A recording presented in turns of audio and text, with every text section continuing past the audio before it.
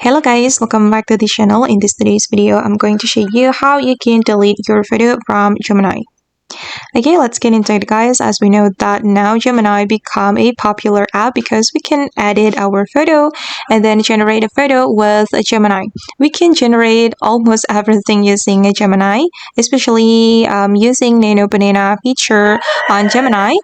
But maybe some of us are worried about the photo we have uploaded to Gemini and we want to delete it. No worries guys, in this tutorial I'm going to show you how you can delete your photo from Gemini.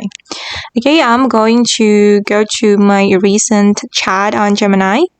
And as you can see, I have already uploaded 2 photos to Gemini. But here, there is no option to delete the photo. We cannot delete, but we can edit the prompt. So if you want to delete your photo, guys, you need to delete the chat. You can click on this 3 dots and then you can click on delete.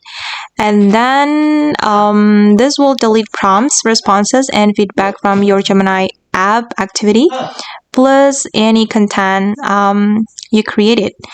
So I'm going to click on delete. And after we delete the chat, the photo we have uploaded will be deleted. Okay.